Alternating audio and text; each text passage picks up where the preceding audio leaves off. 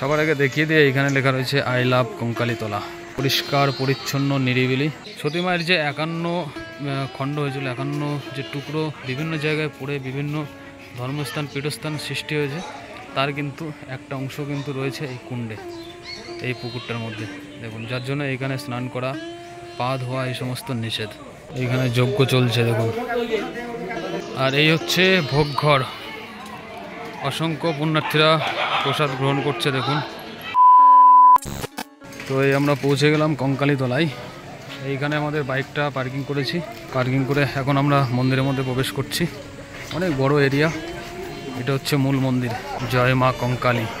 আরেকটা কথা বলে দিই, এই যে দোকানপাটগুলো দেখতে পাচ্ছেন, এই দোকানপাটগুলো থেকে কিন্তু পূজার সমস্ত সামগ্রী পেয়ে যাবেন, বাটা সমস্ত কিছু পাবেন। এখান থেকে সংগ্রহ করে মন্দিরে প্রবেশ করুন, পূজা করুন।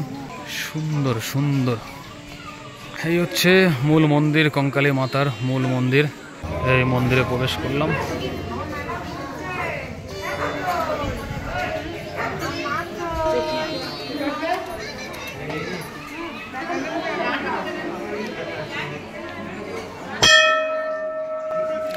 এই হচ্ছে মায়ের মূর্তি দেখুন, খুব সুন্দর।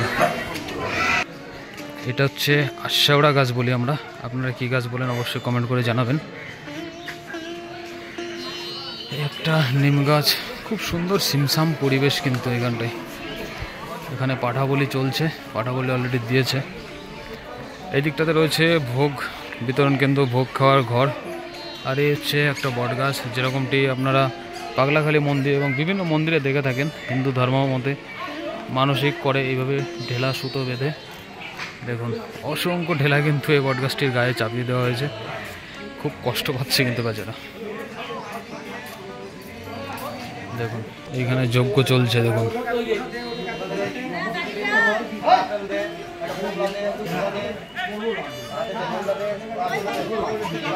নতুন বাইক কিনে কিন্তু এইখানে পুজো করে, এই যে কঙ্কালীতলায় বাইক পুজো করে দেখুন। একটা বাইক পুজো চলছে। আর এই হচ্ছে ভোগঘর, অসংখ্য পুণ্যার্থীরা প্রসাদ গ্রহণ করছে দেখুন, ভোগ কিন্তু খাচ্ছে দেখুন।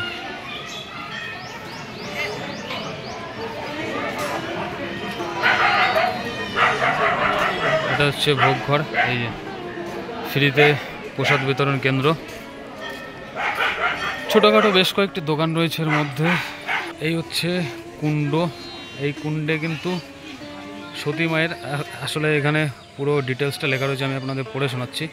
51 পীঠের শেষ পীঠ এই কঙ্কালীতলা। এখানে এই কুণ্ডের জলে সতী মায়ের কঙ্কাল আছে। এই জলটা শান্তি জল বলিতে পারেন। তাই আপনাদের কাছে অনুরোধ, এই কুণ্ডের জলে কেউ হাত পা মুখ ধুইবেন না। তো সতী মায়ের যে 51 খণ্ড হয়েছিল, 51 যে টুকরো বিভিন্ন জায়গায় পড়ে বিভিন্ন ধর্মস্থান পীঠস্থান সৃষ্টি হয়েছে, তার কিন্তু একটা অংশ কিন্তু রয়েছে এই কুণ্ডে, এই পুকুরটার মধ্যে দেখুন। যার জন্য এখানে স্নান করা, পা ধোয়া এই সমস্ত নিষেধ।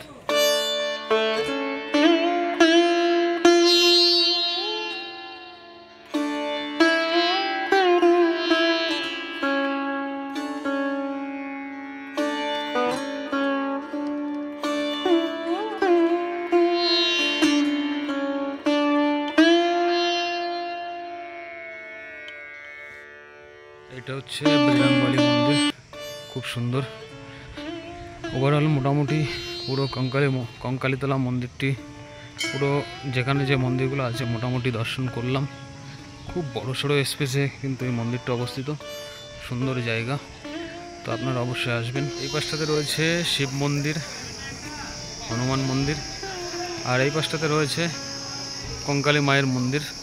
আর এই হচ্ছে রাস্তা, রাস্তার দুই পাশ দিয়ে অসংখ্য দোকানপাট রয়েছে, যে দোকানপাটগুলোতে পুজো সামগ্রী জিনিসপত্র পেয়ে যাবেন। এই যে মায়ের পূজার সামগ্রী পাওয়া যায়। আর এই হচ্ছে সুবিশাল একটি বট গাছ, তার নিচে বসিবার জায়গা।